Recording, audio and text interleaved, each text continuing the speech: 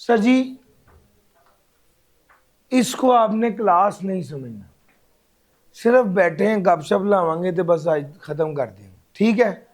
सिर पीड़ नहीं रहनी, किताबा कतूबा बंद कर दो और सिर्फ असल में बात ये देखें कि असल में गेम क्या है। डेटा ना बड़े मज़े का टॉपिक है और किताब से ज़्यादा ये अकल से काम करने वाली चीज़ है। तो इससे पहले जो मैंने रिस्क पढ़ाया उसमें लास्ट एक दो दिनों में ऑब्वियसली हमें कंटेंट कवर करना था, तो हमारी वो एक मजबूरी थी। अच्छा, इस क्लास में हमारा मेन टारगेट है कि क्लास नहीं है, ये क्या है, ये एक डिस्कशन है। उस डिस्कशन को डिस्कशन लेके करेंगे। एंड में मैं आपको बता दूंगा कि यार मैंने बातों बातों में आपको क्या क्या चीज़ें बता दी हैं, लेकिन आप ना ज़रा ज़हनी तौर पे किताब से आज़ाद हो जाएं, किताब को साइड पे रख दें और अपने दिमाग को चौकस कर लें। डन हो गया सर? शुरू करें आज की क्लास। सर जी, बात यह है कि मैं आपको बिल्कुल सच्ची बात बताने लगा हूं कि एक दोस्त के साथ बैठा हुआ था पिछले दिनों, तो हम कभी टेक्सटाइल की बात कर रहे थे, चूँकि मैं उससे बिजनेस की कोई डिस्कशन कर रहा था कि यार वो कारोबार करता है, एक ब्रांड है उसका, काफ़ी ज़्यादा दुकानें ब्रांचेज हैं, एक दूसरा मीट का बिजनेस है, एक कंस्ट्रक्शन का बिजनेस है। तो मैं ना उसके साथ बात करता कि यार मैंने इस तरह, मेरे पास इतने पैसे हैं, मैंने इन्वेस्ट करने हैं, तो मैं कहाँ पर इन्वेस्ट करूँ ना। तो ये रैंडमली हम एक खाने रेस्टोरेंट पे बैठे हुए थे शनिवारी पे, वो खाना शाना खा रहे थे, तो वो ऐसे ही देखने लगे कि यार इन्ना रश है दी, रोज़ दी कितनी सेल होएगी, जेनुअनली रोज़ दी कितनी सेल होएगी।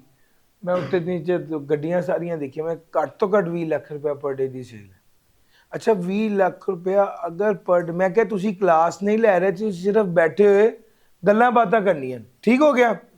20 लाख रुपया पर डे की सेल है। मैं कहा यार जगह का कितना किराया होगा, तो बड़ा ही किराया होगा, तो 4 लाख किराया होगा।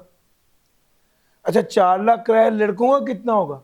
ये बातें करते करते करते करते हमने कहा कि ये तकरीबन कुछ नहीं 8 लाख रुपया पर डे कमा रहा। ये जो हमने उसकी कमाई को देखा है, असेस किया है, डिस्कस किया है, बुनियादी तौर पे ये क्या है सर, ये डेटा है। उस बंदे ने जो मैट्रिक पास है, मुझे पता क्या कहा, जब हमने 2 4 5 चीजें डिस्कस की, तो मुझे कहता है इमरान एक गल दसा, तू हाले कोई कारोबार ना शुरू कर, 6 महीने सिर्फ डाटा इकट्ठा कर। की कर? डाटा इकट्ठा कर। डाटा दी बेस ते डिसाइड करांगे कि केड़ा काम शुरू करना है, कौन सा बिजनेस शुरू किया जा सकता है, कहां पर पैसा इन्वेस्ट करना है। Sir, this is the reality. आप आज के दौर में कोई डिसीजन मेकिंग भी इस बेस पर नहीं कर सकते कि हमारे तायाबू ने की थी, वो तर गए, इंशाल्लाह मैं भी तर जाऊंगा। या मेरी या मिसाल के तौर पे मैंने ख्वाब देखा है, इंशाल्लाह मैंने ख्वाब में यही देखा है कि मैं बहुत बड़ा रेस्टोरेंट करना पे हुआ, उस सीट पे बैठा है वहाँ लोग की बिरयानियाँ खा रहे हैं, मैं बिरयानियाँ का काम करना है फॉर एग्जांपल। नहीं सर, आज आप जिस दौर में आ गए हैं, आज जो फैसला भी करना है वो किस बेस पे करना है, डेटा की बेस पर करना है। डेटा क्या है sir? Data is the raw fact जिसको प्रोसेस करके हमने इंफॉर्मेशन बनाना है और इंफॉर्मेशन की बेस पर आपने फैसला करना है। या मेरा पॉइंट समझ आ रहा है? तो हमारी ये जितनी डिस्कशन आज होने जा रही है, बुनियादी तौर पे ये पढ़ाई से ज़्यादा मैं चाहता हूं आपकी डाटा वाली खिड़की खुले, आपको इसकी अफादियत पता चले कि यार हम क्या पढ़ रहे हैं और क्यों पढ़ रहे हैं, और आप इस बहस से बाहर निकलेंगे ये पढ़ना चाहिए था या नहीं पढ़ना चाहिए था। जेन्युइनली मैं आपको आज भी कह रहा हूं, मैंने पहले रिस्क पढ़ाया, मैं आगे इंशाल्लाह खास तौर पे चैप्टर नंबर 13 में मैं आपको बताऊंगा कि भैया आपका ये कोर्स आपके लिए क्यों ज़रूरी है। जब आप डिजिटल डिसरप्शन पढ़ेंगे और जिस वक्त आपको बताएंगे कि भाईजान अगर आप जो अब तक कर रहे हैं अगर वो करते रहे ना तो ये सारे काम ऑटोमेट मशीन कर देगी, फिर आप फारग हो जाएंगे। आपको अपने आप को क्या बनाना है, इस काबिल बनाना है कि टेक्नोलॉजी को अपने फायदे के लिए इस्तेमाल करें, ना कि टेक्नोलॉजी की वजह से कुचले जाएं। क्या मेरा पॉइंट समझ आ रहा है? ये वाली बातें मैंने सिस्टम में पढ़ानी है। मैं आपको सही बात बताऊं, रिस्क, डाटा, ये दोनों एरियाज वो एरियाज हैं जिसने आपको पास कराना है, लेकिन जो सिस्टम वाला एरिया है ना, ये वो एरिया है जिसने आपको सेंस देनी है, जिसने आपको सेंस देनी है कि यार मैंने अब आगे करना क्या है। और ये सिस्टम वाला एरिया वो एरिया है जिसका मैं समझता हूं अगर आपको लगा कि रिस्क में कोई मसला है और वो कवर हुआ है तो सर सबसे ज्यादा फायदा आपको सिस्टम पढ़ने से होना है।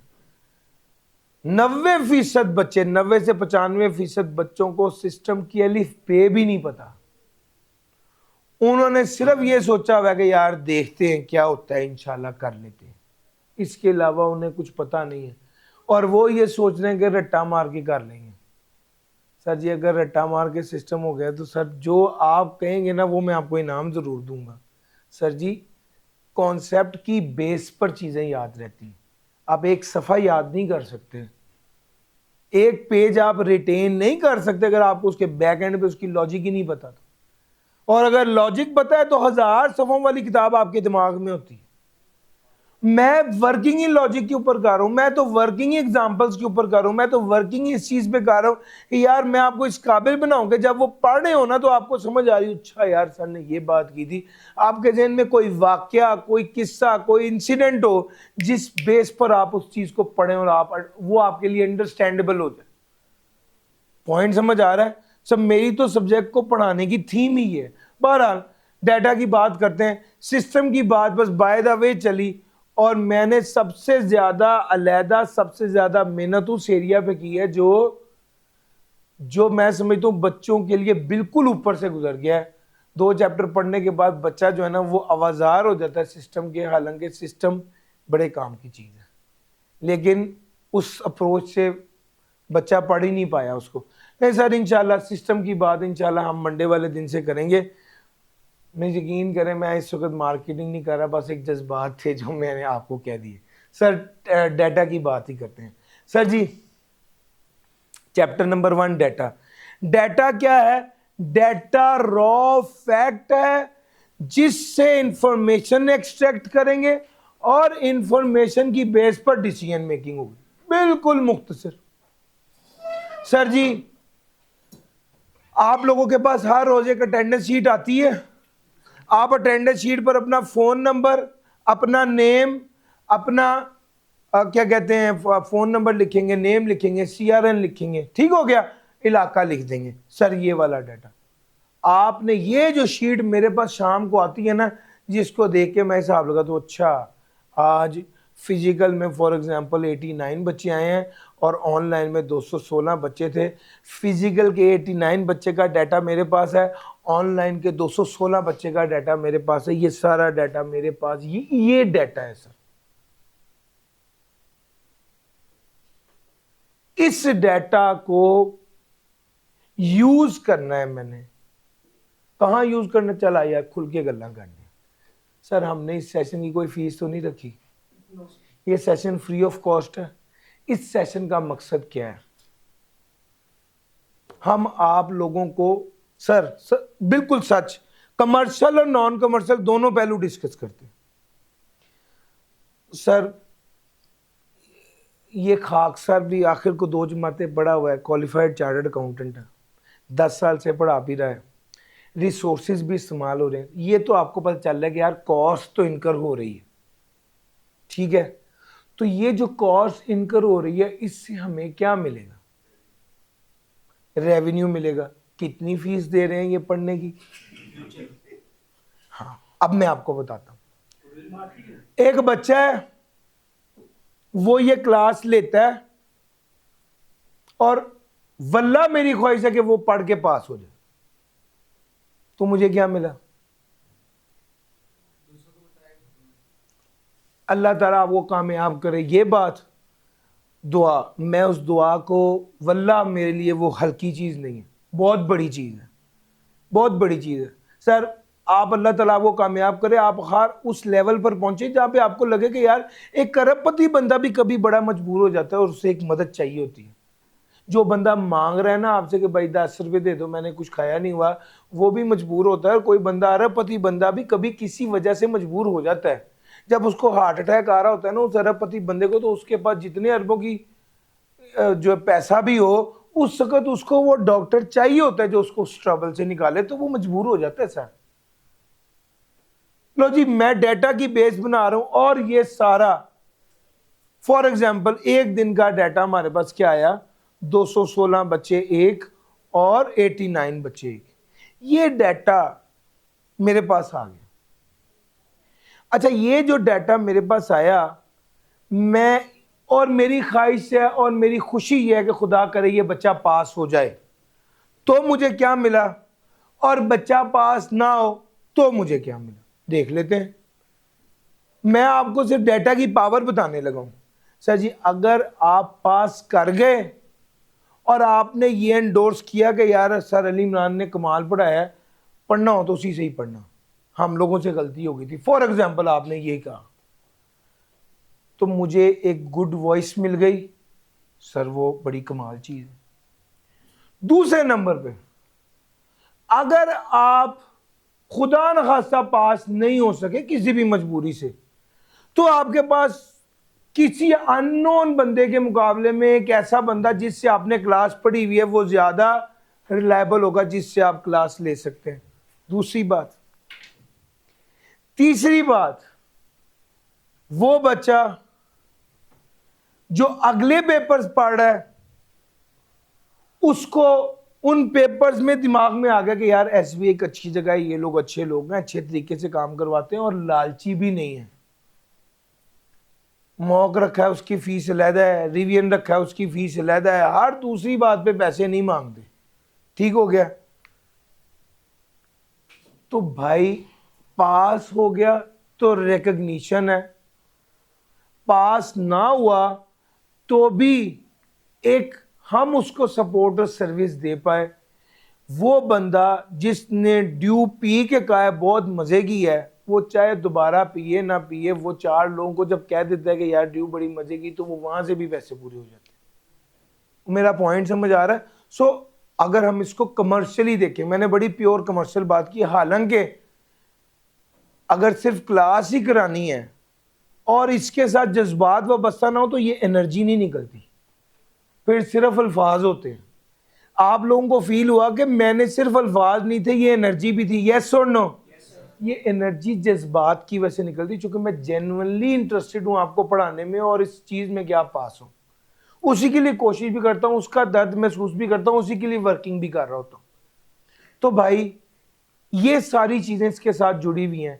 ये डाटा जो मेरे पास आया, उसको हम आगे मार्केटिंग के लिए भी इस्तेमाल कर लेते हैं। वो बच्चा जो इस वक्त डीएसआर पढ़ रहा है, अगली बार उसने फॉर एग्जांपल कॉस्ट पढ़नी, FR2 पढ़नी है, ये डाटा जो हमारे पास आ गया, हम इसको यहां पर इस तरह से इस्तेमाल करें। मेरे पास ऐसे भी बच्चे हैं जो कि कभी एक बार रिवीजन में और क्वालिफाई हो गए, उन्होंने फोन किया कि सर फलां फलां फलां टैक्स का मसला आ रहा है, प्लीज आप बता दें। उसको वो बताया, ठीक है बेहतरीन। तो सर बहरहाल ये डाटा की बात है। एक और बात करूं डाटा की, जरा आपका दिमाग ऊपर तक पहुंचा दूं। सर जी, एक ऐसी ऑर्गेनाइजेशन है जो दुनिया में लाखों के करीब टैक्सी चला रही है और एक भी टैक्सी उनकी अपनी नहीं।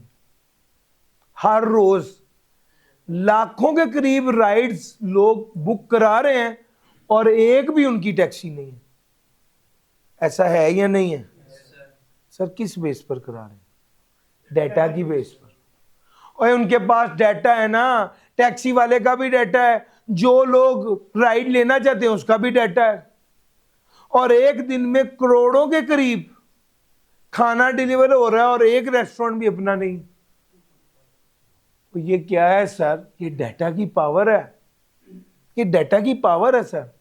आपको क्या लगता है हम थ्रू आउट इस एक्टिविटी से, अभी मेरे व्हाट्सएप ग्रुप में सिर्फ DSR के अभी पिछले 2-4 दिनों में ये जो एक्टिविटी शुरू की, इससे बच्चे जो आए हैं, तकरीबन इस वक्त 1870-80 बच्चा है। ये सारा बच्चा जो 2 ग्रुप्स में आया है और ये सर्विस ले रहा है, सर ये सारा बच्चा, क्या ये इंफॉर्मेशन किसी दूसरे इंस्टीट्यूशन के काम की हो सकती है? यस और नो? यार अगर ये वाला 1800 बच्चे का डाटा किसी मैं एक इदारे को दूं जो FR2 पढ़ा रहा हो और रिकग्नाइज टीचर हो, तो क्या उसे इस डाटे से फ़ायदा हो सकता है? यस और नो? 100% फ़ायदा हो सकता है। ये वाला डाटा जो आपके पास होता है, इसकी एक वैल्यू और वर्थ होती है। पुराने दौरों में इसकी कदर नहीं थी, आज बहुत कदर है। आज तो भाई आप किसी हल्के रेस्टोरेंट में भी चल जाओ, भी जाते जाते कहते हैं सर आप अपना फ़ोन नंबर लिखवा दें, जब सेल लगेगी हम आपको मैसेज करेंगे। कहता है वो क्या इकट्ठा कर रहा है? डाटा ही इकट्ठा कर रहा है। वो डाटा ही इकट्ठा कर रहा है। सारी गेम असल में ये है कि data with the passage of time एक बड़ी अहम चीज बन गई है। लोगों ने रियलाइज कर लिया है कि पैसा जिस तरह एक अहम रिसोर्स है, पैसा जिस तरह एक अहम रिसोर्स है, पेट्रोल फ्यूल जिस तरह एक अहम रिसोर्स है, इसी तरह ही डाटा भी एक बड़ा अहम रिसोर्स है। और वो डाटा को यूज करते हैं, डाटा को यूज करते हैं कस्टमर को बेहतर सर्विस देने के लिए, कस्टमर को अट्रैक्ट करने के लिए और कस्टमर को रिटेन करने के लिए। यार मेरा पॉइंट समझ आ रहा है? ये कस्टमर को अट्रैक्ट करने के लिए, कस्टमर को रिटेन करने के लिए, कस्टमर को लेके चलने के लिए। अब जरा एक बात सुनिए, फिर मैंने कहा पढ़ाने से ज्यादा बातें होंगी आज, डिस्कशन, मजेदार बातें। लो सर, मजेदार बात से KFC की एग्जांपल याद आ गई। सर जी मैंने सोचा कि यार जिंगर खाते हैं। जब मैंने कहा जिंगर खाते हैं, मैंने क्या किया, मैंने KFC को कॉल मिला दी। KFC को कॉल मिलाई, वहां पर टेलीफोन ऑपरेटर ने कॉल उठाई। कॉल उठाते साथ ही मुझे कहा अस्सलाम वालेकुम अली साहब। इसका मतलब है कि उसे मेरा नाम पता है। मैंने कहा जी मैं खाना खाना, मैंने कुछ आपके पास क्या ऑप्शन है, मुझे मेन्यू भेजिए, आप जो है वो क्या खाना पसंद करेंगे। मैंने कहा जी मैं फॉर एग्जांपल जिंगरीटा इनकी एक ऑप्शन है, उसको अवेल करना चाहता हूँ। उन्होंने कहा ये तो वही रेगुलर ऑर्डर है जो आप रूटीन में करते हैं, क्या आप इसके साथ बच्चों के लिए लास्ट टाइम आपने आइसक्रीम भी मंगवाई थी, वो भी मंगवाना चाहते हैं? अब मैंने सोचा कि यार इसको क्या जरूरत थी बताने की कि मेरी शादी हुई भी है। मैं तो ये बताने में बहुत ज़्यादा इंटरेस्टेड नहीं था, तो बस ठीक है अली साहब कह दिए काफ़ी है। लेकिन उसे सारा ही पता था कि इसके बच्चे भी हैं 2 और ये आइसक्रीम भी मंगवाता है साथ। पॉइंट समझ आ रहा है? सर उसके पास मेरा डाटा मौजूद है। सर इस बेस पर उसने मुझे कहा आप ऑफिस में मंगाना चाहते हैं या घर मंगाना चाहते हैं? तो भाई मुझसे पूछो तो सही कि कहाँ पर मंगाना है, क्या एड्रेस है। सर जी उसके पास मेरा डाटा मौजूद है, मैं उसको ऑफिस कह रहा हूं, उसने ऑफिस में डिलीवर कर दी, खत्म हो गई बात। कितनी कम टाइम में कितनी हाई क्वालिटी सर्विस थी। सर मेरा पॉइंट समझ आ रहा है? ये कैसे इतनी अच्छी सर्विस मिल पाई है। मैं एक देसी एग्जांपल दूं, आईटी को निकाल देते हैं भाई, इसमें तो सारी आईटी इन्वॉल्व है। असल में क्या हुआ है, जब मैंने फ़ोन किया तो उसके सिस्टम पर मेरे फ़ोन नंबर की बेस पर सारा डाटा आ गया। इस बंदे का नाम क्या है, इसका एड्रेस क्या है, ऑफिस का एड्रेस क्या है, रेगुलर ऑर्डर क्या है, पिछली बार का ऑर्डर क्या है, उससे पिछली बार का ऑर्डर क्या है, उससे पिछली बार का ऑर्डर क्या है। आप कुछ ना गए, आप उसे कहें अस्सलाम वालेकुम, जो मैंने लास्ट ऑर्डर किया था वो रिपीट कर दें, खुदा हाफिज, इतनी बात करें बस। 100% पिछले वाला ऑर्डर पिछली जगह पर जहां पर पहले प्लेस हुआ था वहीं पे ही आपको मिल जाएगा, खत्म। सर इतनी जबरदस्त सर्विस आपको मिल रही है, क्यों मिल रही है? सर डाटा की वजह से, सर डाटा की वजह से। सर पॉइंट समझ आ रहा है? सर ये सिस्टम, ये डाटा जिसकी वजह से आपको ये सर्विस मिल पा रही है।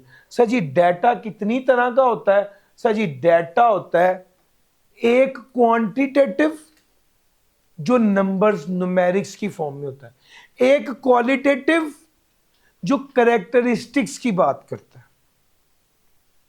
क्वांटिटेटिव में भी आगे दो है, एक होल नंबर में होता है और एक फ्रैक्शन में होता है। जो होल नंबर में होता है उसको कहते हैं डिस्क्रीट, जो फ्रैक्शन में होता है उसको कहते हैं continuous. Number of students in the class, ये डिस्क्रीट है। Number of students in the class, ये डिस्क्रीट है। Number of cars that I own, ये डिस्क्रीट है। लेकिन मेरा वेट कॉन्टिन्यूअस, कम है या ज्यादा है, लेकिन पॉइंट्स में भी हो सकता है, पॉइंट्स में भी हो सकता है। सर हाइट कॉन्टिन्यूअस, समझ गए? आओ सर आगे, क्वालिटेटिव। क्वालिटेटिव में क्वालिटेटिव बात, कैरेक्टरिस्टिक्स बात हो रही। अब इसमें भी दो हैं, एक ऑर्डिनल और एक नॉमिनल। यार ऑर्डिनल ऑर्डर से निकला है, ऑर्डर का मतलब होता है तरतीब, ऑर्डर का मतलब होता है तरतीब। बस आपको ज़हन में रखना, जब किसी स्पेसिफिक तरतीब में हो तो वो ऑर्डिनल, अगर तरतीब में ना हो तो नॉमिनल। आपको कौन से कलर पसंद है, ये नॉमिनल डाटा, ये नॉमिनल डाटा। लेकिन बाज़ों का कोई ऐसा डाटा होता है जिसका प्रॉपर कोई ऑर्डर होता है, उसे कहते हैं ऑर्डिनल। जिसका प्रॉपर ऑर्डर होता है उसको कहते हैं ऑर्डिनल। जैसे आप बताइए, आपने स्कूलिंग कहाँ की है, कॉलेज कहाँ का है, और डिग्री कहाँ से की है, यूनिवर्सिटी कौन सी है, तो एक तरतीब है ना सर। पॉइंट समझ आ रहा है? This is ordinal, this is ordinal. जहां पे कैटेगरीज हो, आप रेट करें आपका इस क्लास का फीडबैक क्या है, unsatisfied, neutral, satisfied, super satisfied. यार मेरा पॉइंट समझ आ रहा है? इसको कहते यार मुझे अगर वो दे देते ना आप भाई, सर जी यहां पर वो दे देते, वो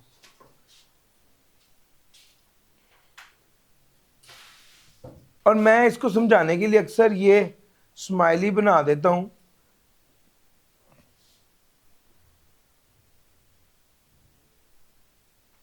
यार मेरा पॉइंट समझ आ रहा है?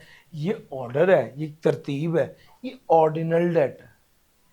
और पॉइंट समझ आ रहा है? जो तरतीब में हो वो ऑर्डिनल, जो तरतीब का मोहताज ना हो वो नॉमिनल। और पॉइंट समझ आ रहा है? सर ऑर्डिनल और नॉमिनल।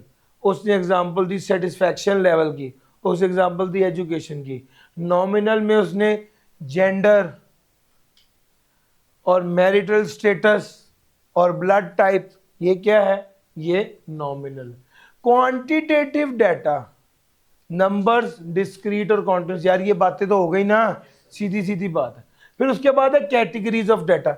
ये थोड़ी सी सीरियस डिस्कशन है, ज़रा इसको भी हम डिस्कस कर लेते हैं। यार मैंने इसलिए ये ख़त्म कर दिया कि ये वाली बात करूं, मैंने कोशिश ये करनी कि जो पिक्चर्स हैं उसके साथ खेलूं और ज़्यादा न्यूमेरिक की तरफ ना जाऊँ, ताकि आप बिल्कुल रिलैक्स होकर पढ़ें। मैं चाहता हूँ आज जब क्लास ख़त्म हो तो आप थके हुए ना हो, आप रिलैक्स हों। कल जब अब क्लास ख़त्म हुई तो आप स्ट्रेस्ड थे, नहीं सर आज आप इंशाल्लाह जब निकलेंगे क्लास से तभी आप बड़े हैप्पी होंगे, उतनी स्ट्रेस नहीं लेनी। सर जी स्ट्रक्चर डाटा, कोई तरतीब, कोई तरीका, कोई टेबल, कोई रोज, कोई कॉलम्स, कोई इंसानियत, कोई फॉर्म फिल कर रहे हैं। यार मेरा पॉइंट समझ आ रहा है? ये सारा स्ट्रक्चर्ड है, तरतीब है, तरीका है, मुनज़्ज़म है। सर जी जब आप फॉर्म फिल करते हैं तो हर जगह का पहले ही पता है यहां पर क्या चीज आनी, यहां पर क्या आनी, एक तरतीब से तरीके से होता है। जो डाटा टेबल की फॉर्म में होता है ये स्ट्रक्चर होता है। बैंक स्टेटमेंट देखिए, स्ट्रक्चर्ड है सर, स्ट्रक्चर्ड है सर। अच्छा दूसरे नंबर पे अनस्ट्रक्चर्ड क्या है, जिसकी कोई तरतीब हो ही ना हो। सर आपका सोशल मीडिया, आप जो पोस्ट डालते हैं, कभी कमेंट, पोस्ट पर क्या होता है, आप कभी इमेज डाल देते हैं, कभी आप जो फॉर एग्जांपल टेक्स्ट लिख देते हैं, कोई शेर लिख देते हैं, कभी आप वीडियो डाल देते हैं, कभी पीडीएफ शेयर कर देते हैं। ये क्या है सर, ये अनस्ट्रक्चर्ड। और मैं इसकी अक्सर एग्जांपल देते हुए एक बात एक्टिविटी छोटी सी क्लास में कराता हूँ कि बच्चों को कहता हूँ कि यार मोबाइल निकालो और मोबाइल निकाल के अपने कॉन्टेक्स्ट खोलो, आप देखोगे ए से लेके जेड तक सारे बड़े तरतीब से सारे कॉन्टेक्ट लिखे होंगे। सर ये क्या है? ये स्ट्रक्चर्ड है। और आप यही मोबाइल अभी बंद नहीं करना, आप व्हाट्सएप खोलो और अपने दोस्त के साथ जो चैट हुई है उसको देखो। कभी आपने उसे मैसेज किया हुआ है, टेक्स्ट जो भी कहा है वो एक अलग बात है, लेकिन टेक्स्ट किया हुआ है, कभी आपने उसको वॉइस भेजी है, कभी आपने उसको टेक्स्ट भेजा है, कभी आपने उसको स्टिकर भेजा हुआ है, कभी आपने उसको लोकेशन भेजी हुई है, कभी आपने उसको वीडियो भेजी हुई है, कभी आपने उसको तस्वीर भेज, कोई तरीकेकार है?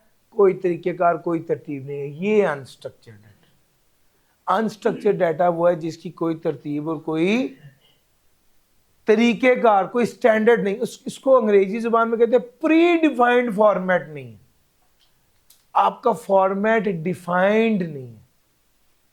सर नॉमिनल और सर जी नॉमिनल एक अलहदा वो डाटा की अलहदा टाइप है। टाइप डाटा को अलहदा तरीके से कैटेगराइज किया गया ना, एक वो है और एक वो दो अलहदा अलहदा चीजें।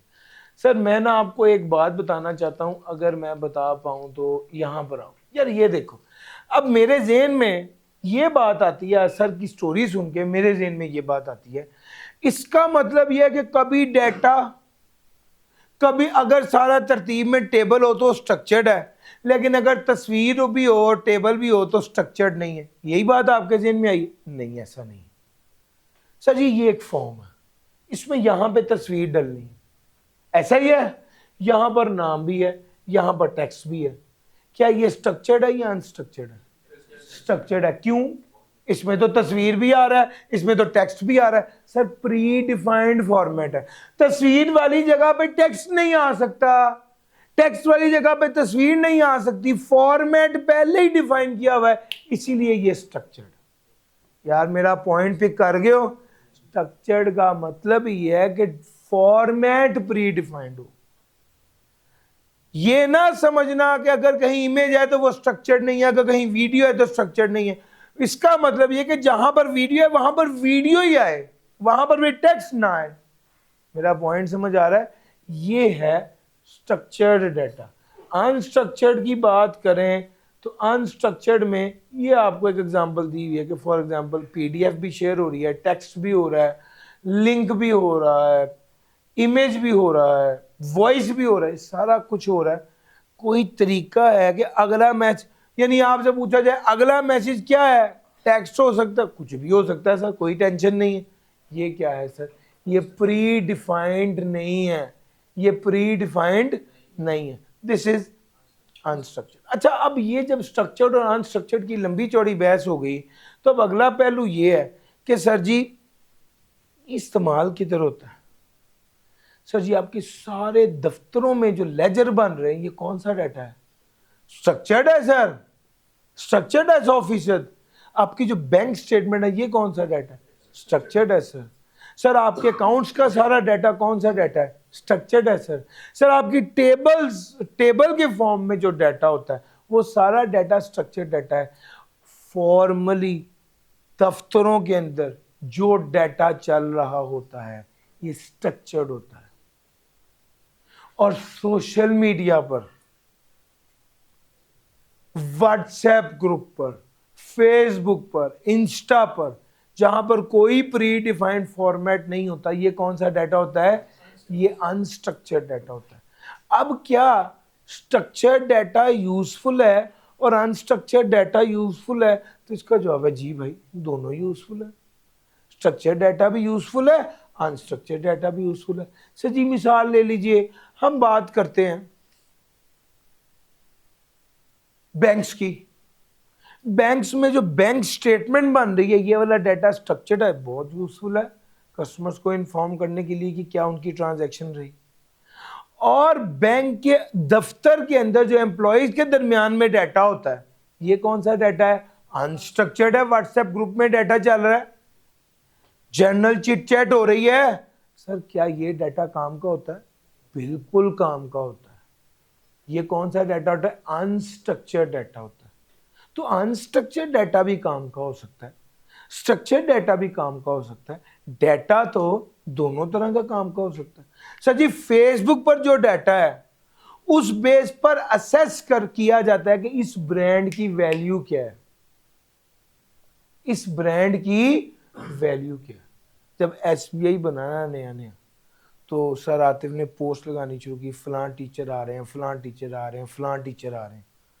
तो वो टीचर की पोस्ट के नीचे जितने लाइक होते थे ना, उस बेस पर जज किया जाता था कि इसकी क्या वैल्यू है।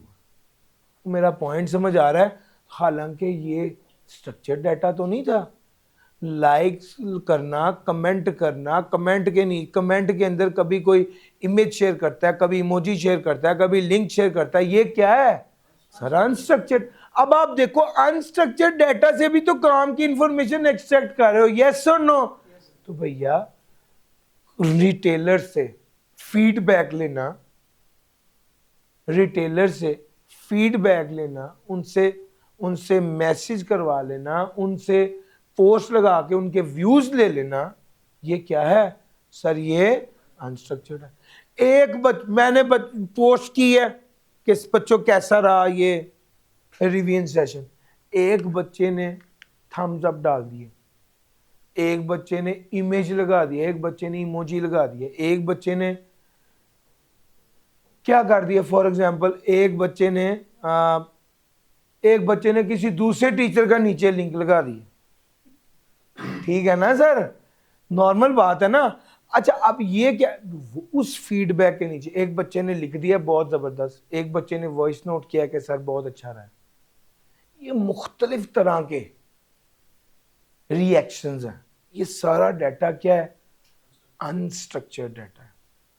अच्छा ये अनस्ट्रक्चर्ड डाटा से इंफॉर्मेशन एक्सट्रैक्ट करना ताकि उस इंफॉर्मेशन की बेस पर डिसीजन मेकिंग हो सके, सर ये असल काम है, इसलिए हम ये पढ़ें। और मजे की बात बताऊं, 90% ऑफ द डाटा जो इस यूनिवर्स पे है वो अनस्ट्रक्चर्ड है। यार स्ट्रक्चर्ड डाटा तो थोड़ा सा है, फेसबुक भरा हुआ है डाटे से, सारा अनस्ट्रक्चर्ड है, सारा अनस्ट्रक्चर्ड डाटा है सर जी। वो पॉइंट समझ आ रहा है? तो भाई अब देखो डाटा तो है काम की चीज, डाटा तो है काम की चीज। स्ट्रक्चर्ड डाटा चूंकि बड़ी एहतियात से तरीके से बनाया गया होता है, उसको मीनिंगफुल इंफॉर्मेशन में बदलना मुश्किल नहीं है, लेकिन अनस्ट्रक्चर्ड डाटा को प्रोसेस करना पड़ता है ताकि उससे काम की बात निकाली जा सके। यार मेरा पॉइंट समझ आ रहा है? इसको कहते हैं, आपको डिसीजन मेकिंग करनी है, स्ट्रक्चर्ड डाटा भी से भी इंफॉर्मेशन निकालनी है और अनस्ट्रक्चर्ड डाटा से भी इंफॉर्मेशन निकालनी। पॉइंट समझ गए? दोनों डाटा काम का है। और ज्यादा डाटा कौन सा है? भरमार किस डाटा की है? अनस्ट्रक्चर्ड। आप अपनी दी हुई पोस्ट के ऊपर, अब एक पोस्ट है, मैंने पोस्ट डाली, अगले दिन देखा 103 कमेंट्स, 1.4 के रिएक्शंस। मैं क्या हूं क्यों पढ़े की गया, मैंने उस पोस्ट का लिंक दिया मेटा को और मैंने उसे कहा मुझे सेंसिटिविटी एनालिसिस कर दो, जनरली बच्चों का क्या ओपिनियन है, क्या कहना चाह रहे हैं। उसने कहा 94% लोग आपके काम को लाइक कर रहे हैं, 2% लोग डिसलाइक कर रहे हैं और 4% लोग न्यूट्रल। सर उसने मुझे सारा कुछ निकाल कर, ये डाटा जो अनस्ट्रक्चर्ड था उसको प्रोसेस करके मैंने उससे मीनिंगफुल इंफॉर्मेशन निकाली, यस और नो? उस बेस पर डिसाइड करूं कि मैंने ये काम करना है या नहीं करना। मुझे याद है मैंने लास्ट क्लास में भी कहा था, मेरा बड़ा दिल चाहता है टेक्स्ट में भी और इसमें भी, खास तौर पे ये बच्चा ना जब मूड में आता है ना पढ़ने के, उस वक्त ना असल में देर बड़ी हो गई होती है, ठीक है। वरना मैं हमेशा ये बात कहता हूँ कि मेरा दिल चाहता है कि हम बैच इंट्रोड्यूस करें जिसका नाम हो नो बुक बैच, जिसमें एक बैच हो जिसमें किताब आपने घर लेके ही नहीं जानी, यहीं पे ही पढ़ेंगे, यहीं पे ही आपको पढ़ाऊंगा, यहीं पर ही आप समझेंगे, यहीं पे ही समझने के बाद यहीं पे ही सवाल जो आप हल करेंगे और घर जब जाएंगे तो किताब में ही एक अलमारी होगी जहां पे किताब रख के जाएंगे, जब वापस जाएंगे तो कोई बोझ नहीं लेके जाएंगे।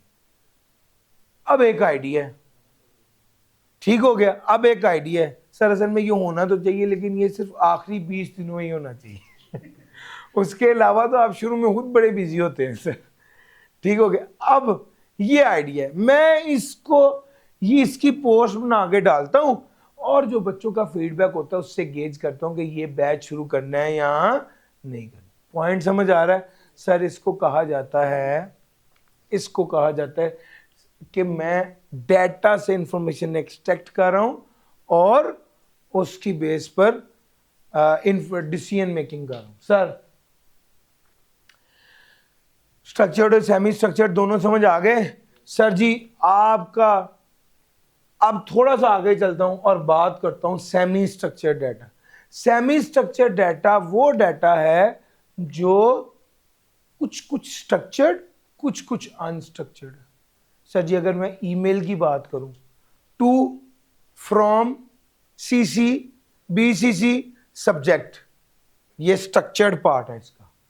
लेकिन बॉडी ऑफ द ईमेल में चाहे आप तस्वीर ड्रैग करके डाल लें, चाहे आप वीडियो डाल लें, चाहे आप टेक्स्ट लिख लें, चाहे आप वॉइस नोट दे दें, यस और नो, तो बॉडी ऑफ द ईमेल क्या है? अनस्ट्रक्चर्ड है। और to, from, CC, BCC, subject, date, time क्या है? स्ट्रक्चर्ड है। तो ये ओवरऑल क्या हुआ? Semi structured. Sir semi structured है यही सर। मेडिकल प्रोफाइल, मरीज का नाम, मरीज की आईडी, मरीज की पुरानी रिपोर्ट, सारा कुछ एक स्ट्रक्चर्ड फॉर्मेट में होता है। मैं अपने अब्बू के साथ उनको डॉक्टर पे लेके जाता हूं तो मेरे अब्बू की एक आईडी है, पेशेंट आईडी 6998। हमने उसको जाके फीस जमा करा, कहना है 6998। जब हम लोग डॉक्टर के पास अंदर जाते हैं ना तो डॉक्टर 6998 की सारी हिस्ट्री देख चुका होता है। ओ भाई साहब की हाल है, ठीक ठाक हो, तबीयत से ठीक है, अच्छा ताड़ी तबीयत 3 महीने पहले खराब हुई थी, ਉਹਦੇ बाद दसो हुण दरमियानी ताड़ी तबीयत ठीक रही, अब क्या मसला हुआ है, अब क्यों खराब? ये जो सारा डाटा उसके पास आ गया है स्ट्रक्चर्ड फॉर्म में, ये सारा डाटा तरतीब से उसने रखा हुआ था सिस्टम से, जो उसने डिस्प्ले किया, ये स्ट्रक्चर्ड डाटा है। और इस तरह मेडिकल प्रोफेशन में ये हेल्प करता है, हेल्थ सेक्टर में। अच्छा यही डाटा जो है इसको थोड़ा सा हम आगे ले जाते हैं, और जब मेरे अब्बू ने रिपोर्ट करवाई तो अब ये वाला डाटा ऊपर मेरे पेशेंट आईडी, उनका नाम, उनकी हिस्ट्री आ गई, नीचे अब रिपोर्ट लगी हुई। सर एक बार एमआरआई कराई तो उसकी सीडी भी थी, वो भी साथ उन्होंने फाइल के लगा दी, ठीक हो गया। अब कुछ स्ट्रक्चर्ड हो गया, कुछ क्या हो गया? अनस्ट्रक्चर्ड हो गया। तो ये मिलाकर क्या बन गया? तो मेडिकल प्रोफाइल सेमी स्ट्रक्चर्ड होगी। सर जी ये जो सारी इंफॉर्मेशन है सर अली इमरान के बारे में, ये स्ट्रक्चर्ड है, ये जो पोस्ट है ये क्या है? अनस्ट्रक्चर्ड है। तो ये ओवरऑल फिर क्या हो गया? सेमी स्ट्रक्चर्ड हो गया। पॉइंट समझ आ रहा है? ये ओवरऑल क्या हो गया सर? सेमी स्ट्रक्चर्ड हो गया। अच्छा जी, सोर्सेज ऑफ डाटा की बात करने लगा हूं मैं। सर जी गेम समझ आ गई स्ट्रक्चर्ड, अनस्ट्रक्चर्ड और सेमी स्ट्रक्चर्ड की? अच्छा नहीं, मैंने आपको कहा मैंने आपको ये नहीं पढ़ाना, मैंने आपको टेक्स्ट नहीं आज पढ़ाना, ये मैं सोच के आया हूँ। बहुत सारी तस्वीरों से ही होगी, वो कहते हैं तस्वीर बोलती है, वो आपने सुनना है क्या बोलती है। नहीं सर, डाटा इकट्ठा करना है सर, आपने डाटा इकट्ठा करना है तो डाटा दो तरह का है, एक सेकेंडरी और एक प्राइमरी। सेकेंडरी भी दो तरह का, एक इंटरनल और एक एक्सटर्नल। इंटरनल डाटा जो ऑर्गेनाइजेशन से मिला, एक्सटर्नल डाटा जो अदर देन ऑर्गेनाइजेशन मिला। प्राइमरी और सेकेंडरी में क्या फर्क है? वो डाटा जो किसी मकसद के लिए इकट्ठा हुआ वो प्राइमरी है, और वो डाटा जो किसी मकसद के अलावा इकट्ठा हुआ, यानी मिसाल के तौर पे एक टारगेट, आपने क्या किया, आपने दो तीन एग्जांपल फॉरन मेगजीन में आ रही, मैं सोच रहा हूँ कि उस एग्जांपल को डिस्प्ले करके ये बात बता दूं। बस अभी ये समझ लें, वो जो किसी मकसद के तहत डाटा इकट्ठा किया, किसी ऑब्जेक्टिव को सोचते हुए डाटा इकट्ठा किया है, वो प्राइमरी डाटा है। और जो डाटा ऑलरेडी मौजूद है वो विद इन ऑर्गेनाइजेशन है तो इंटरनल, और आउटसाइड द ऑर्गेनाइजेशन तो एक्सटर्नल। सर समझ आ गई है? दो एग्जांपल्स मैंने इसकी आपको देनी है, इंशाल्लाह ये वाली गेम आपकी समझ में आ जाएगी। एक्सटर्नल डाटा और इंटरनल डाटा कोई दिक्कत वाला काम नहीं है। जरा मेरे साथ चलो और यहां पर आ।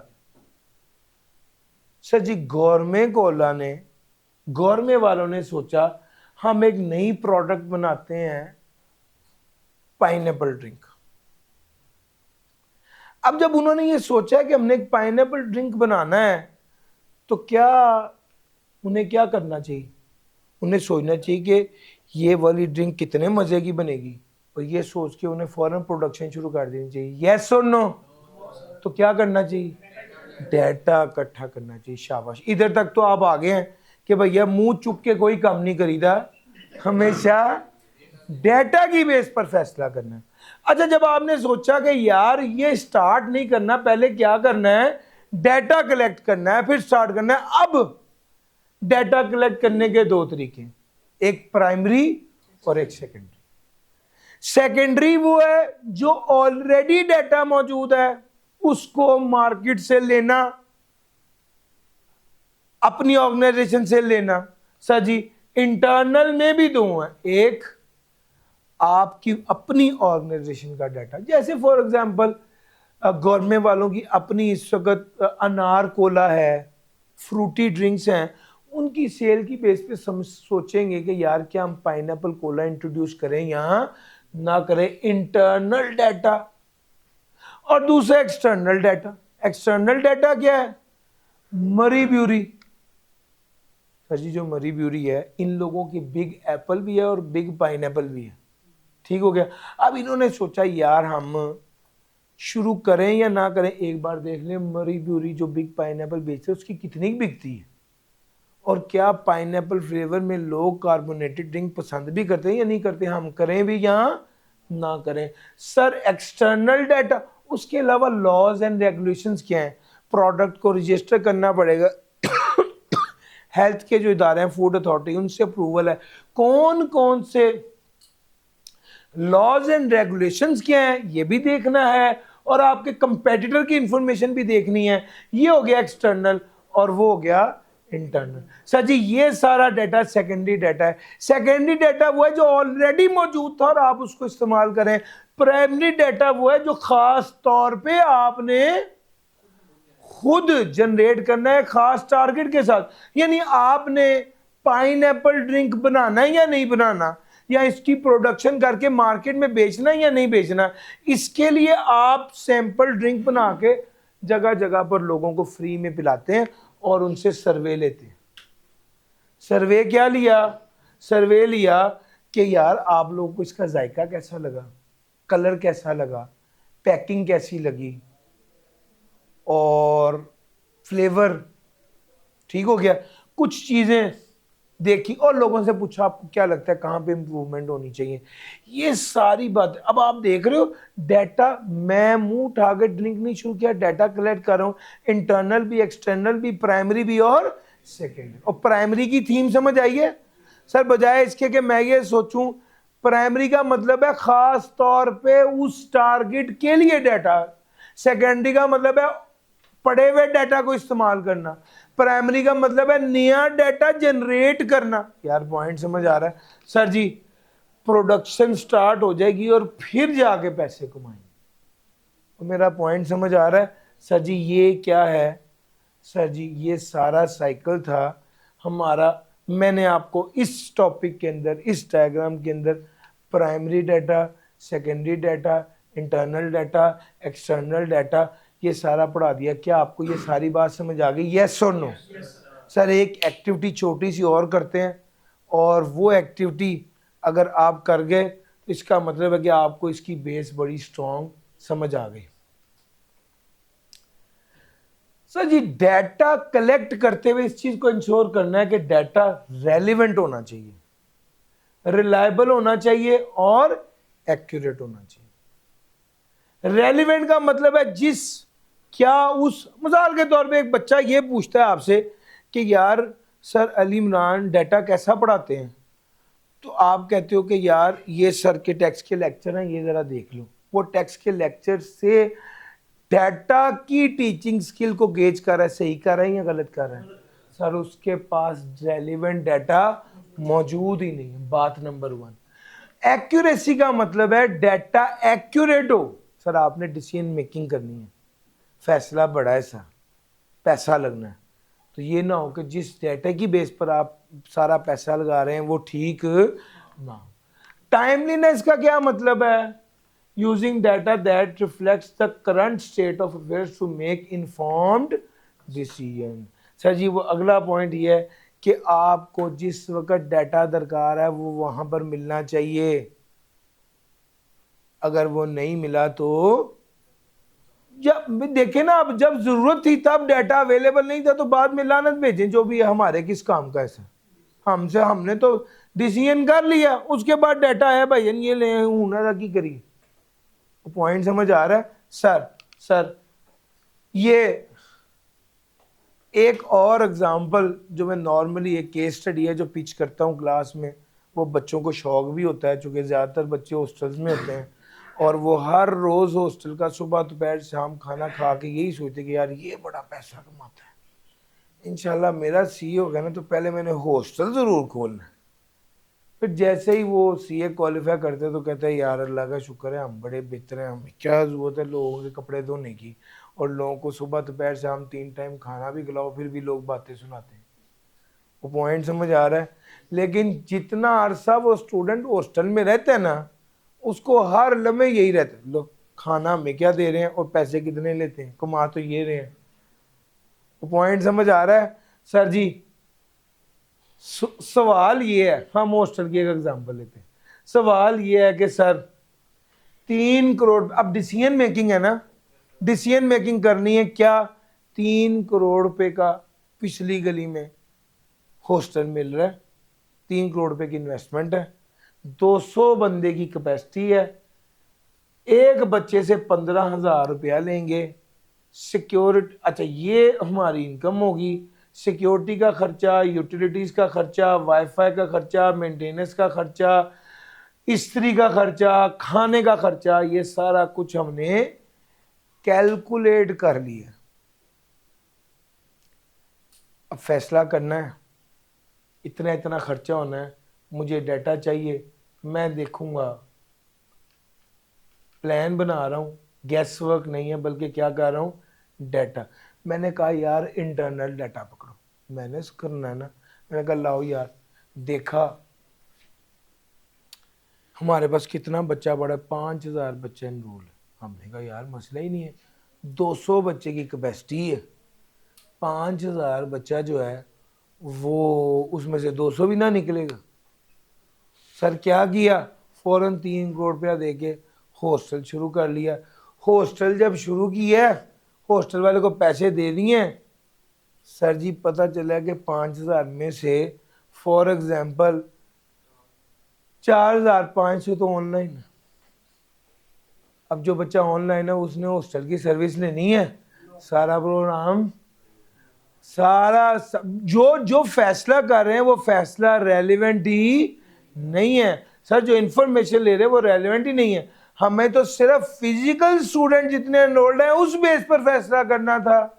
पॉइंट समझ आ रहा है? सर इसीलिए फिजिकली एनरोल्ड स्टूडेंट पर फैसला करना था, तो फैसला रेलिवेंट होना चाहिए। सर रेलिवेंट डाटा चाहिए, कंप्लीट डाटा चाहिए। डाटा कहाँ से इकट्ठा होगा? सर जी मैं आप बच्चों से पूछता हूँ कि यार आप कितने कितने पैसे देते हो, हम 15,000 में शुरू करें, आप हॉस्टल ज्वाइन करोगे या नहीं? पहला फैक्टर। आप लोगों से पूछता हूँ। दूसरे नंबर पे क्या करता हूँ, मैं पूछता हूँ फॉर एग्जाम्पल जो यहाँ पे एग्जिस्टिंग हॉस्टल है करीब ही, उसका अकाउंटेंट मेरा स्टूडेंट ही है, उसको मैं कहता हूँ यार पिछले साल की जरा फाइनेंशियल स्टेटमेंट तो भेजो। ये जो मैं आपसे डायरेक्टली पूछ रहा हूँ कि हॉस्टल शुरू करूँ ना करूँ, ये प्राइमरी है, और मैं एसबीआई से इंफॉर्मेशन लेता हूँ, ये सेकेंडरी इंटरनल है। और जो मैं कंपेटिटर की इंफॉर्मेशन ले रहा हूं ये सेकेंडरी एक्सटर्नल है। सर मेरा पॉइंट समझ आया? मुझे एक दोस्त ने कहा है कि हॉस्टल तुम शुरू करो, एक दिन भी कभी नुकसान नहीं होगा और बच्चे लड़ते रहेंगे कि हमें भी एडमिशन चाहिए, हमने भी इधर आना। आइडिया मेरे पास, उन्होंने कहा है को वर्किंग को कर लो जरा, हॉस्टल को हॉस्टल करोगे। अब क्या को हॉस्टल कर सकते हैं? इसका जवाब है लॉज एंड रेगुलेशंस इजाजत नहीं देती। इस वजह से हमें एक्सटर्नल जब देखना है तो लॉज एंड रेगुलेशंस को भी देखना है। सर जी ये सारी बात थी आपके साथ हो गई। अब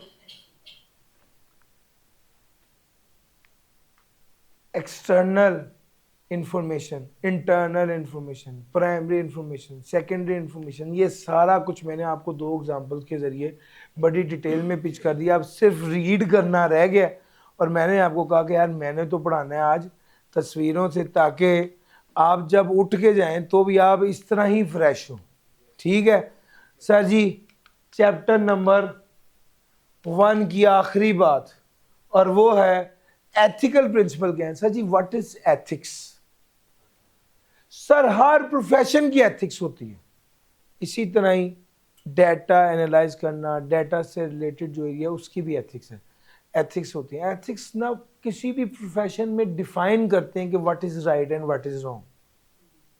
सर जी आप एक डॉक्टर के पास जाते हैं और वो डॉक्टर आपका सर चेक करता है और कहते हैं कि आपका दिमाग उल्टी साइड से थोड़ा सा ख़राब है। वो डॉक्टर आपकी तस्वीर उतार के कहता है कि ये देखो ये वो बंदा है जिसका दिमाग ख़राब है, फेसबुक पे वायरल कर।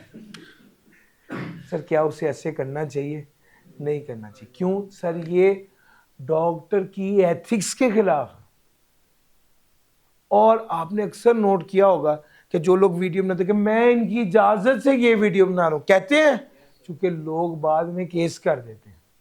वो पहले तो शुरू में चुप रहते हैं, इंशाल्लाह मैं घर जाके ना एडवोकेट ना गल करना, मैंने मेरी वीडियो बना देती है, ठीक हो गया। तो वो पहले पूछते जी आपकी इजाज़त है बना लें, कुछ पहले पूछ रहे होते हैं। बेसिकली वो इस चीज़ को समझते हैं कि प्राइवेसी एथिकली इंपॉर्टेंट। फिर ट्रांसपेरेंसी, आप सब लोगों ने मुझे अपना कॉन्टैक्ट नंबर दिया और आप लोगों को पता है कि यार ये डाटा सिस्टम है, से रिलेटेड इन्फॉर्मेशन होगी, ज़्यादा से ज़्यादा टैक्स से रिलेटेड इन्फॉर्मेशन होगी आप तक जाएगी, या सीए से रिलेटेड इन्फॉर्मेशन होगी तो आपको मिलेगी। ऐसा ही है।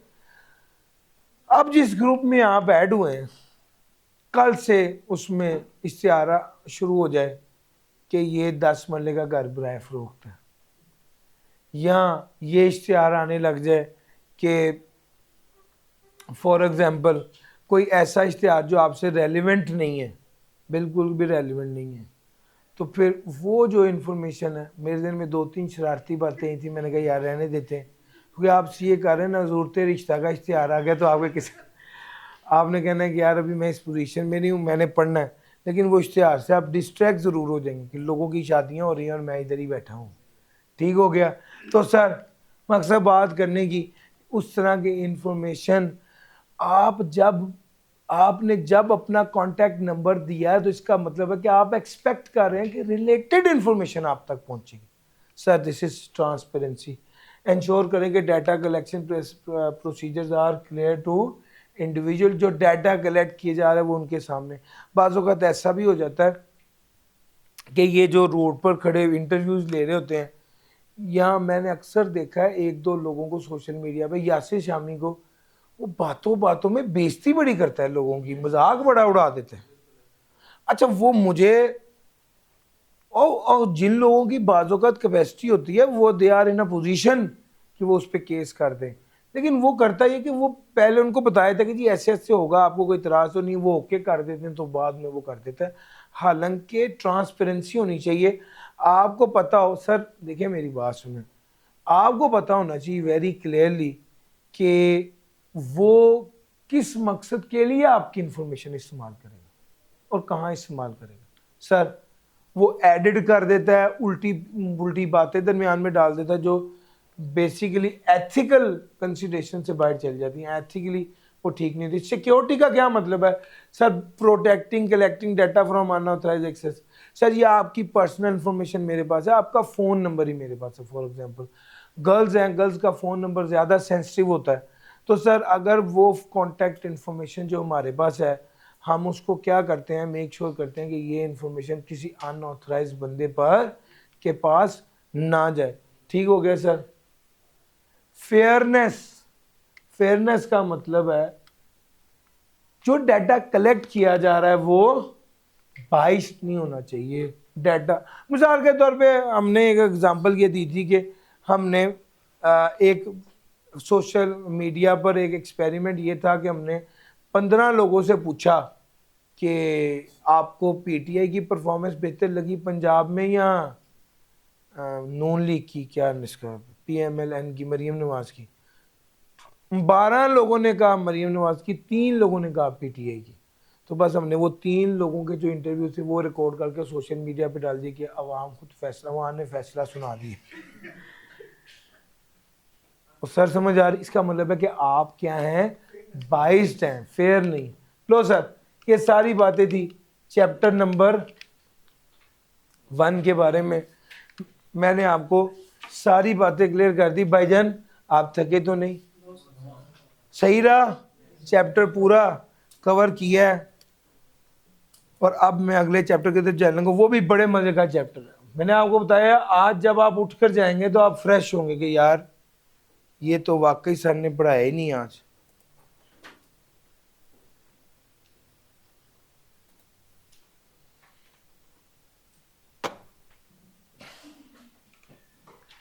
सर जी चैप्टर नंबर 1, 3, 4 है ना आज का टारगेट? 4 नहीं है? उनका ये खत्म करना है ताकि हम अपना अगला बहुत अच्छे से कर पाए। Introduction to data analytics. Sir ji data analytics बड़ा ही मजे का और जिसको कहते हैं ना पुरसकून एरिया है, टॉपिक है। हम इसको भी आराम से पढ़ते हैं और हम कहते हैं कि भाई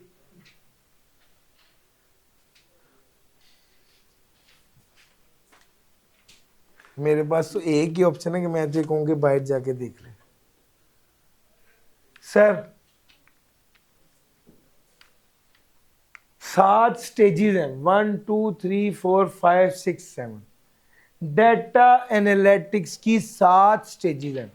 बुनियादी तौर पे आप ना डाटा को एनालाइज करते हैं, डाटा को एनालाइज करते हैं ताकि आप किसी बेहतर नतीजे तक पहुंच जाएं। सबसे पहला आया डाटा कलेक्शन। डाटा कलेक्शन क्या का मतलब है? आपने डाटा को कलेक्ट करना है। डाटा रॉ फॉर्म में होता है, स्ट्रक्चर्ड भी हो सकता है, अनस्ट्रक्चर्ड भी हो सकता है। आपने क्या करना है? डाटा को कलेक्ट करना है, डाटा को कलेक्ट करना है। डाटा कलेक्ट हो गया, अगला स्टेप है डाटा क्लीनिंग। आपने डाटा की कांट छांट करनी। डाटा की कांट छांट करने का मतलब है डाटा में से जो डुप्लीकेशन है उसको खत्म करना है, मिसिंग है उसको पूरा करना है, और सारे डाटा को इस फॉर्म में ले आना है कि वो डाटा काबिल इस्तेमाल हो जाए। डाटा को इस फॉर्म में ले आना है कि वो डाटा काबिल इस्तेमाल हो जाए। सर जी इसको कहते हैं डाटा क्लीनिंग। फिर उसके बाद अगला स्टेप आया data exploration. What is data exploration? Data को एक्सप्लोर करना, डाटा के अंदर घुसकर उसको समझना, एनालाइज करना। यहां से काम शुरू हुआ है असल में। डाटा को एक्सप्लोर कर रहे हैं। डाटा को एक्सप्लोर करने के बाद डाटा की मॉडलिंग करना, डाटा के रिलेशनशिप्स आइडेंटिफाई करना, डाटा के रिलेशनशिप्स आइडेंटिफाई करना। अभी मैं बिल्कुल बेसिक लेवल पर हूं, एक स्टेप और आगे जाकर मैंने इसको एक्सप्लेन करना है। फिर उसके बाद अगले स्टेप में मैंने आपको एक रियल लाइफ एग्जांपल दे के इसको आपके दिमाग में बिठाना है इंशाल्लाह। डाटा कलेक्शन समझ आ गया, डाटा को इकट्ठा किया। डाटा क्लीनिंग क्या है? खराबियां कांट झांट की है। डाटा एक्सप्लोरेशन क्या है? इस काबिल बनाया डाटा क्लीनिंग ने कि अब डाटा को इस्तेमाल कर सकते हैं। फिर आपने डाटा को एक्सप्लोर करना शुरू किया। डाटा को एक्सप्लोर करने का मतलब है डाटा को जांचना, परखना शुरू किया है। इस डाटा एक्सप्लोरेशन में विजुअलाइजेशन भी होती है, जिसका मतलब है कि आप डाटा को ग्राफ की फॉर्म में प्रेजेंट करते हैं। फिर डाटा मॉडलिंग है। डाटा मॉडलिंग का मतलब है कि डाटा के अंदर मुख्तलिफ वेरिएबल हैं, तो एक वेरिएबल का दूसरे वेरिएबल से क्या ताल्लुक है, इसको कहते हैं डाटा मॉडलिंग। इसको कहते हैं डाटा मॉडलिंग, डाटा को मॉडल करना। सर, कंपैरिजंस, एक वेरिएबल का दूसरे वेरिएबल के साथ, कितनी मार्केटिंग करें तो कितना सेल बढ़ती है, सर ये डाटा मॉडलिंग है। सर रिलेशन डायरेक्ट भी होता है और इनवर्स भी होता है, पता है ना सर आपको। उसके बाद आ गया इंटरप्रिटेशन एंड इनसाइट। ये सारा कुछ करके कुछ निचोड़ निकाला है आपने, डाटा एक्सप्लोर करके, डाटा मॉडल करके एक निचोड़ निकाला है आपने, जो आप चाहते हैं वो क्या है। उसके बाद आ गया डिसीजन मेकिंग एंड एक्शन। जब आपने निचोड़ निकाल लिया, उसके बाद आपने डिसीजन लेना है, और डिसीजन लेने के बाद एक्शन परफॉर्म करना, इम्प्लीमेंटेशन। और उसके बाद आ गया मॉनिटरिंग एंड ऑप्टिमाइजेशन। ये पोस्ट इम्प्लीमेंटेशन है, यानी मॉनिटर करना कि जैसा आप चाह रहे थे वैसा ही हो रहा है या नहीं हो रहा, और ऑप्टिमाइज करना। ऑप्टिमाइज का क्या मतलब है, आप रिजल्ट्स को अपने हक में फेवरेबल करने के लिए काम करना। सर एक एग्जांपल जो इस टॉपिक को समझाने के लिए मैं पिच करता हूं, जरा वो लेके चलते। मेरा एक दोस्त कपड़े का काम कर रहा है और मुझे कहता है कि यार मैं बड़ा परेशान हूं, मुझे समझ नहीं आ रही कि सेल भी होती है फिर भी मेरे पास को पैसे बचते ही नहीं है, मैं नुकसान में, पता यानी मेरे पास पैसे भी नहीं होते और मैं रोज सेल भी करता हूं, समझ नहीं आ रही कि मसला किधर आ रहा है। मैंने उसको कहा यार आओ बैठो हम देखते हैं।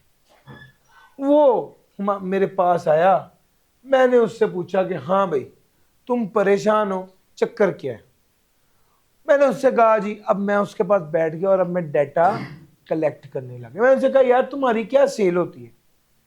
कहते हैं बात यह है कि सेल्स तो बहुत ठीक है, मंडे ट्यूसडे वाले दिन 12,000 सेल होती है, वेडनेसडे थर्सडे वाले दिन 15,000, फ्राइडे वाले दिन 15,000 और सैटरडे और संडे वाले दिन तकरीबन 18 तक ये तकरीबन सेल्स चल रही हैं।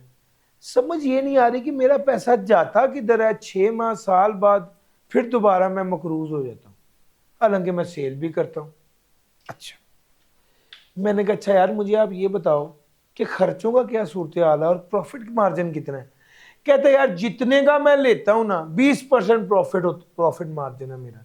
मैंने कहा खर्चा, कहता है किराया ही है, एक लड़का है, एक किराया है, तकरीबन 1 लाख रुपए का रेंट है, जिसके अंदर लड़का भी शामिल है, बिजली का बिल भी शामिल है और वो जगह का किराया भी शामिल है। मैंने कहा यार तुम क्या चाहते हो, तुम्हें कितना प्रॉफिट हो। कहता है यार मैं इतनी मेहनत करता हूँ, कम से कम 3,000 रुपये तो मुझे पर डे मुनाफा होना चाहिए। ये सारी स्टोरी वो मुझे सुना रहा है, ये सारी स्टोरी वो मुझे सुना रहा है। मैं पहले स्टेप में क्या कर रहा हूं, डाटा कलेक्ट कर रहा हूं।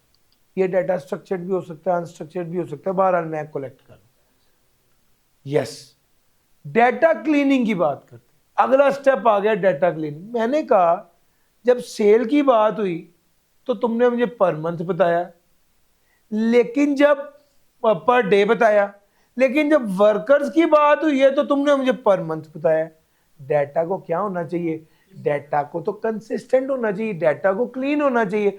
जब मैंने बिजली का बिल पूछा तो तुमने मुझे 11 माह का बिल बताया, साल में तो 12 माह होते हैं, पूरे 12 माह का बताओ एवरेज क्या आ रहा है। जब मैंने रेंट वर्कर का पूछा तो तुमने सैलरी पर मंथ बताई। ये सब कुछ पर डे चल रहा है, तो फिर सारी इंफॉर्मेशन बाकी भी सारी क्या होनी चाहिए, पर डे होनी चाहिए ना। अगर सेल पर डे है तो या तो मैं सेल को पर मंथ कर दूं या मैं इन सबको पर डे पर ले आऊं। यार मेरा पॉइंट समझ आ रहा है। अगर कोई इंफॉर्मेशन मिसिंग है, 11 माह के बिल है, तो भाई मैं पूरे 12 माह के बिल की इंफॉर्मेशन लूं। यार मेरा पॉइंट समझ आ रहा है। मैंने फिर क्या किया, मैंने इन सब का सारी इंफॉर्मेशन को पर डे पर कर दिया, सारी इंफॉर्मेशन को पर डे पर कर दिया। मैंने पर डे पर किया तो पता चला कि यार एक्सपेंस पर डे मेरा कितना आ रहा है।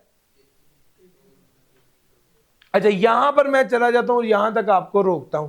Data cleaning is all about removing duplication और ऐड मिसिंग वैल्यूज और डाटा को कंसिस्टेंट करें ताकि वो एक फॉर्मेट पर आ जाए। ठीक हो गया, यहां तक मेरे साथ आ गए। ये था हमारा डाटा क्लीनिंग का स्टेप। अगला स्टेप है डाटा को एक्सप्लोर करना। डाटा को एक्सप्लोर करने में हम डाटा को समझते हैं। जब डाटा को समझने बैठा ना तो पता चला कि यार मेरे एक्सपेंसेस पर डे कितने हैं, 3,333। 1,00,000 डिवाइडेड बाय 1,00,000 डिवाइडेड बाय 330 किया है ना। ग्रॉस प्रॉफिट पर डे कितना है सर जी, 15,000 था ना। 15,000 की सेल है, इसका 20% प्रॉफिट है तो प्रॉफिट कितना है, 3,000। मैंने कहा तुम तो हो ही लॉस में। यार मेरा पॉइंट समझ आ रहा है, तुम तो हो ही लॉस में। तुम कहते हो मुझे मुनाफा होता है, मुनाफा तो हो ही नहीं रहा। खर्चे तुम्हारे सामने, मैंने उसके सामने उसी के सामने डाटा को एक्सप्लोर किया और बताया कि तुम तो लॉस में हो। ये मेरा तीसरा स्टेप था।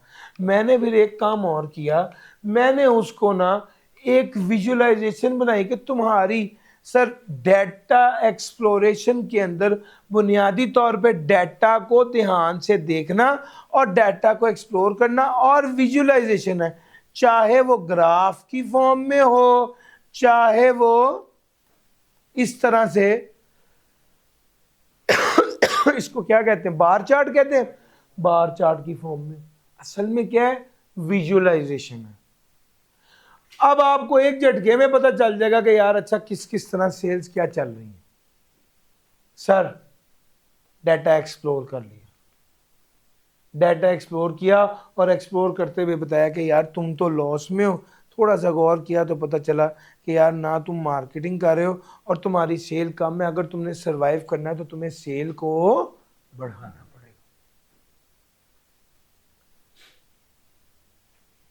गौर किया तो पता चला कि भाई अब वेरिएबल्स को देख रहा हूं। मैंने कहा यार अगर तुम मार्केटिंग एक्सपेंस बढ़ाओगे तो तुम्हारी सेल्स बढ़ेगी, जिसकी बेस पर तुम्हारा प्रॉफिट बढ़ेगा और तुम लॉस से बाहर निकलोगे।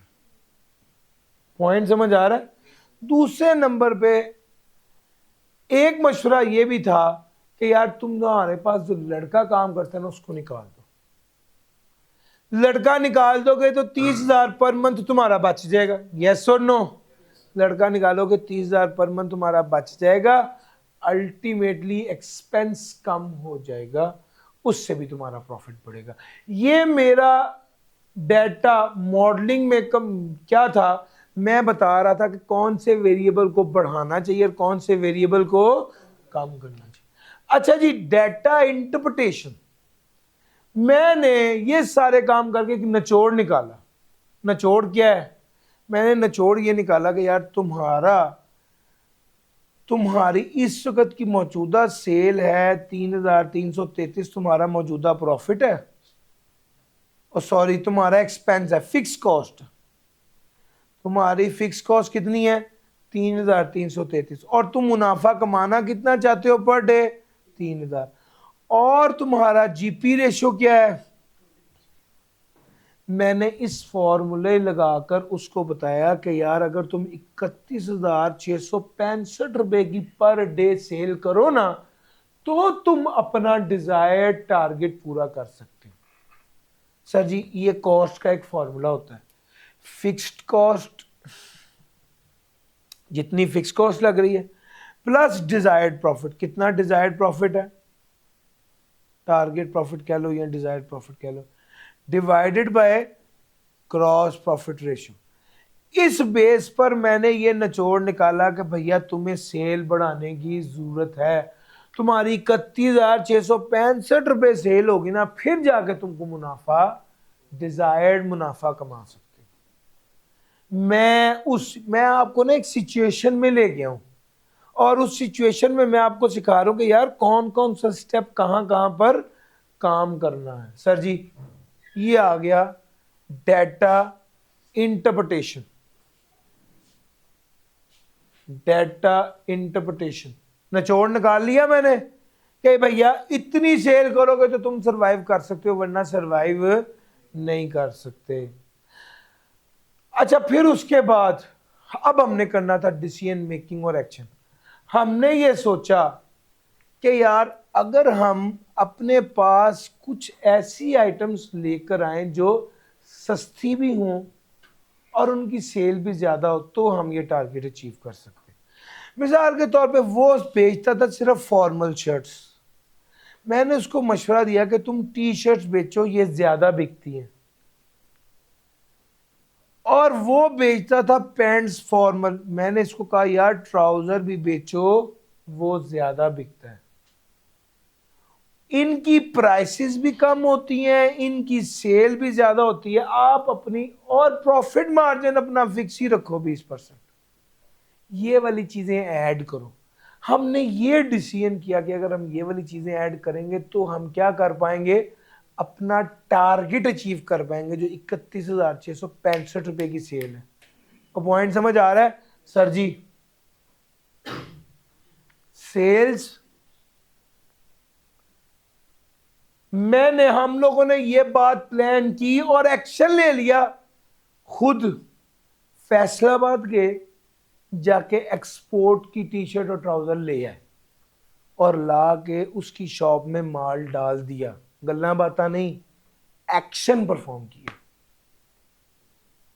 जब एक्शन परफॉर्म किया उसकी सेल्स क्या हो गई, पढ़ के 30,000 पर आ गई। एक्शन ले लिया और रिजल्ट हमारे सामने आ गया। सर फिर उसके बाद आपने कॉन्टिन्यूस मॉनिटरिंग करनी है। मैंने देखा 2-3 गलतियां वो अभी भी कर रहे हैं। ऑप्टिमाइजेशन का मतलब होता है कि यार किस तरह मैक्सिमम बेहतरी अचीव की जा सकती है। मैंने देखा उसकी शॉप की टाइमिंग पता क्या थी, सुबह 10 से शाम 8। मैंने कहा यार तुम टी शर्ट ट्राउजर बेचते हो, क्या टाइम है तुम्हारा, गलत टाइम है। तुम्हारा टाइम पता क्या होना चाहिए, सुबह 11 से रात 10 कम से कम। मेरा पॉइंट समझ आ रहा है? उसकी टाइमिंग को इम्प्रूव किया ताकि सेल्स इम्प्रूव हो। अब मैं मॉनिटर कर रहा हूँ और ऑप्टिमाइज कर रहा हूँ किस तरह से रिजल्ट्स को बेहतर किया जा सकता है। शॉप टाइमिंग्स को एडजस्ट किया। फिर मैंने एक चीज़ और देखी कि उसको अपनी इन्वेंट्री को अपडेटेड रखना चाहिए as per the trends and fashion, ताकि वो ज़्यादा कस्टमर्स को अट्रैक्ट कर सके। पॉइंट समझ आ रहा है? ये सारी चीज़ें करने से और अपनी शॉप पे लाइटिंग को इम्प्रूव करे। ये रियल लाइफ स्टोरी है जो मैंने क्राफ्ट करके आप लोगों के सामने केस स्टडी बनाई है। अल्टीमेटली इससे हम आज अपने टारगेट को अचीव कर चुके हैं जो 3000 पर डे वाला टारगेट। यार मेरा पॉइंट समझ आया? मैंने आपको इसको ब्रेक करके एक एक स्टेप की सूरत में समझाया। क्या आप बेस पकड़ गए? यस और नो?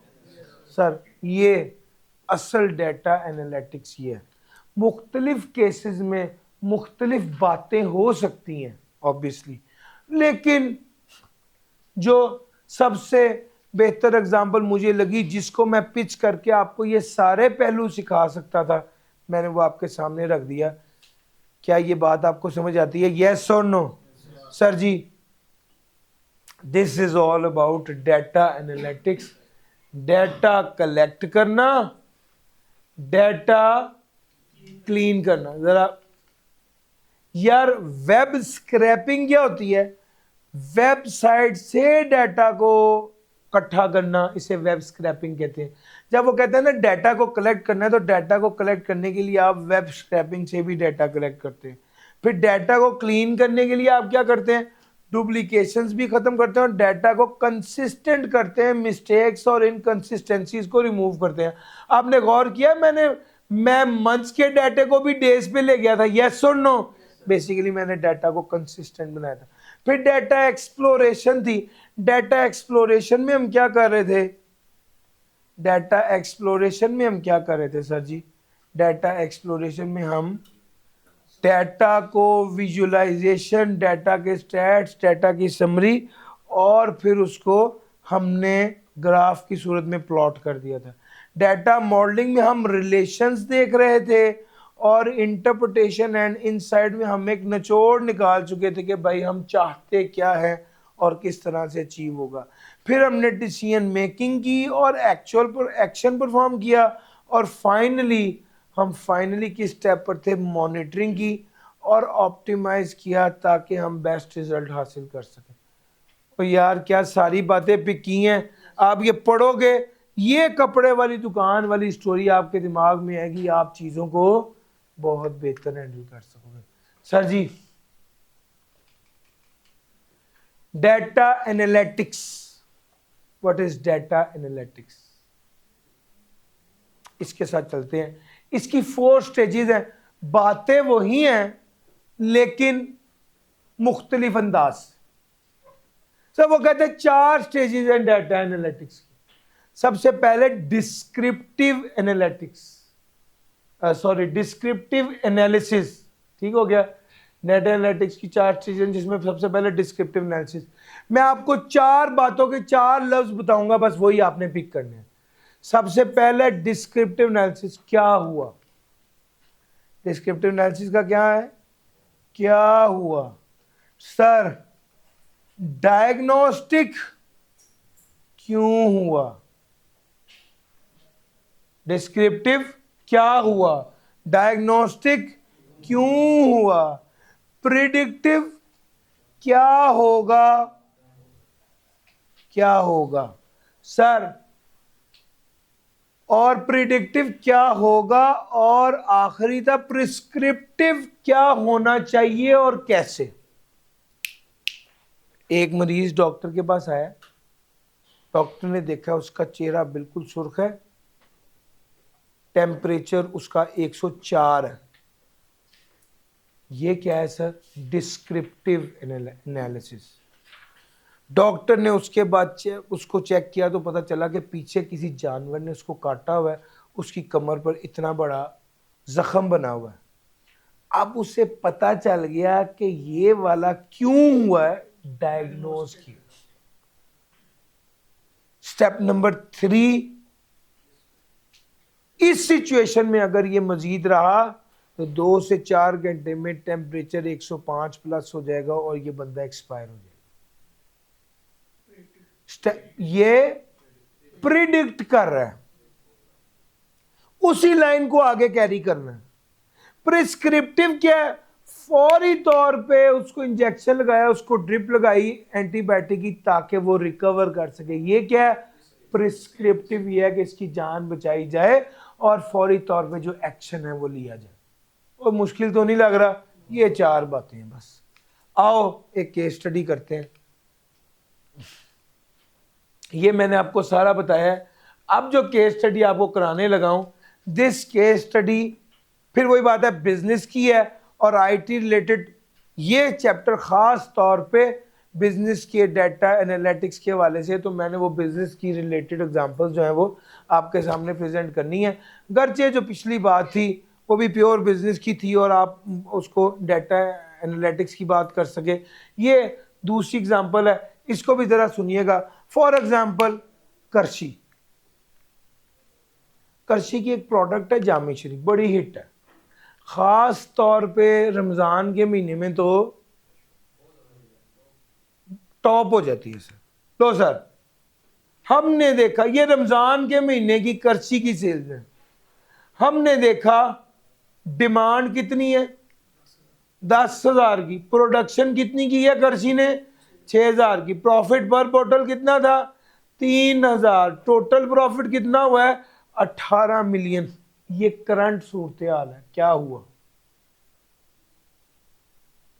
सर, यानी कितनी ज्यादती है कि 10,000 बिक सकती थी और 6,000 प्रोड्यूस किए, है ना ज्यादती, गलती है ना।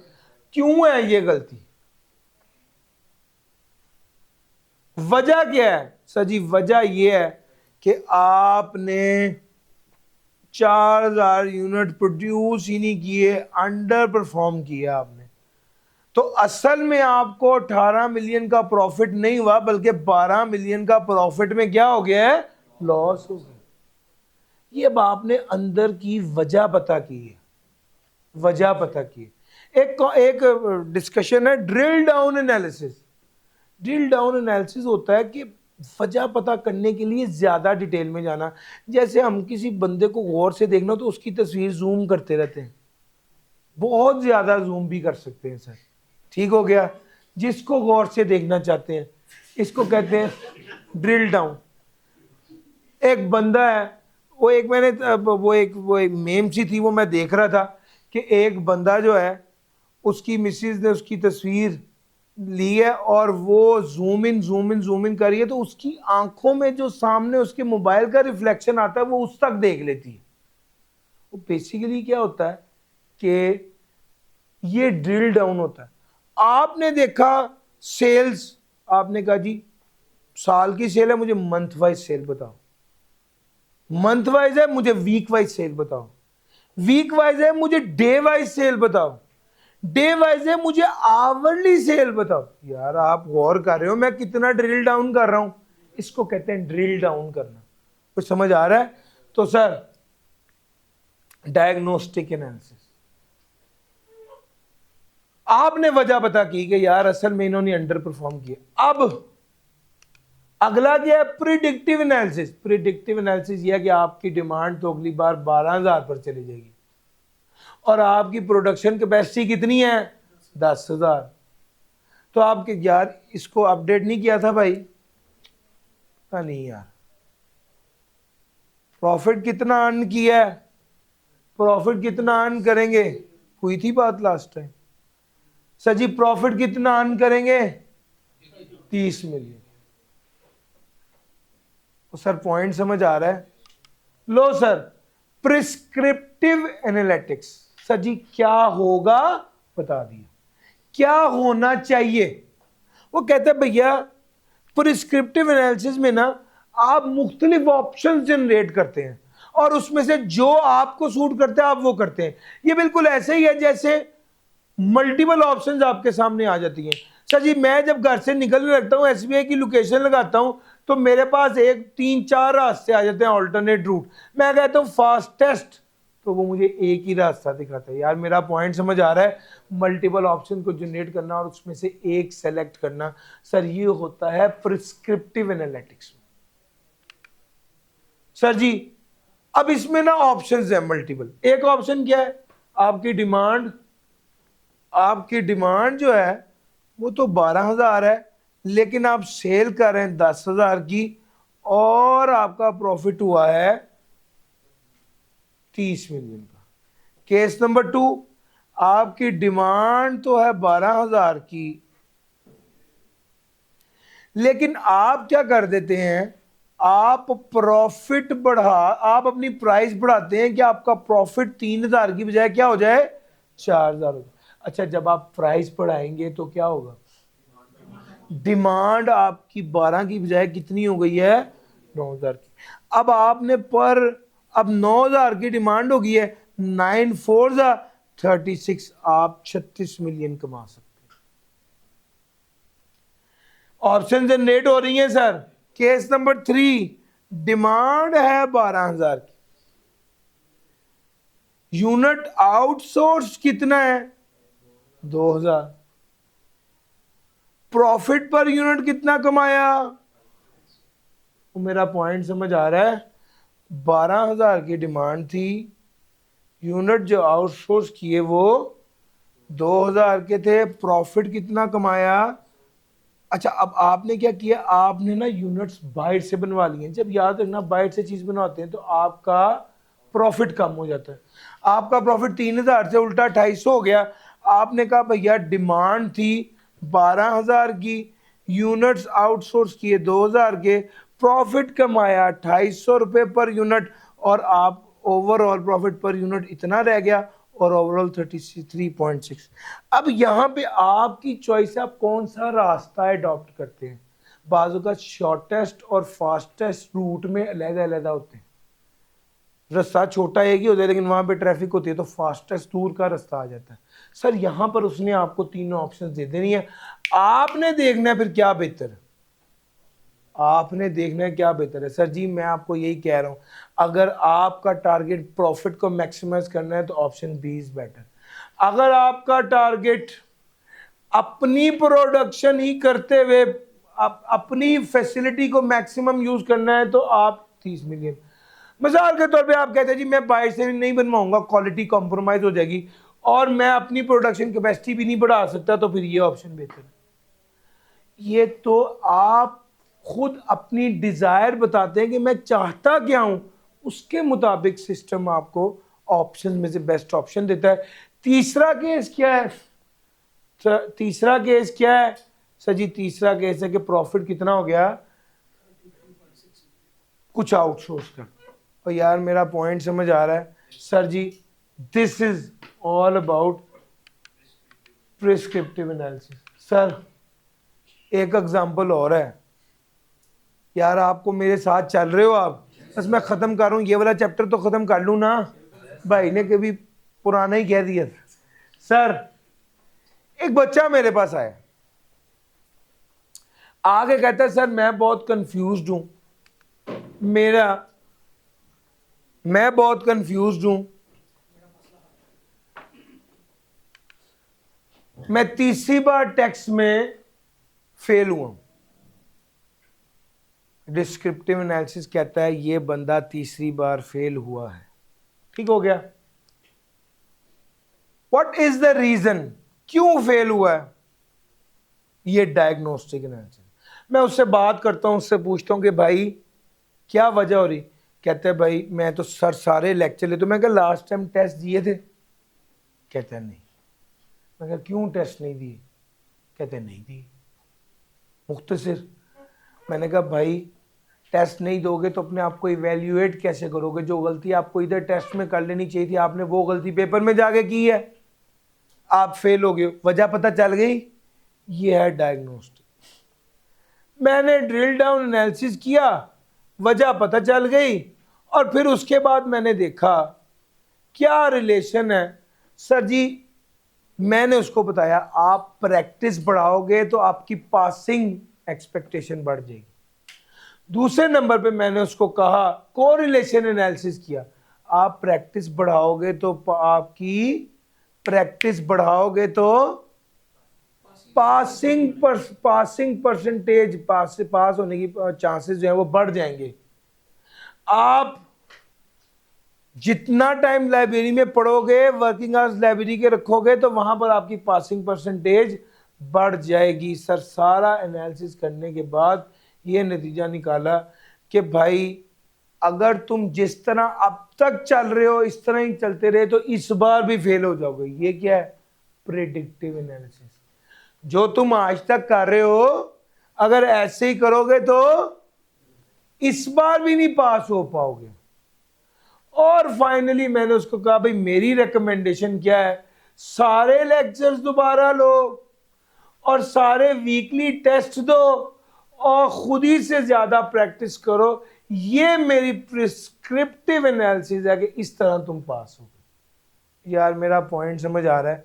Sir data analytics is all about analysing the facts and figures, और आपने उसको एनालाइज करना है, आपने डाटा कलेक्ट करना है, डाटा कलेक्ट करने के बाद कांट झांट करके काम का डाटा निकालना है, उसको एक्सप्लोर करना है, उसको देखना है, उसके रिलेशंस को आइडेंटिफाई करना है और इस बेस पर डिसीजन मेकिंग करनी है और फिर उसको मॉनिटरिंग करनी है।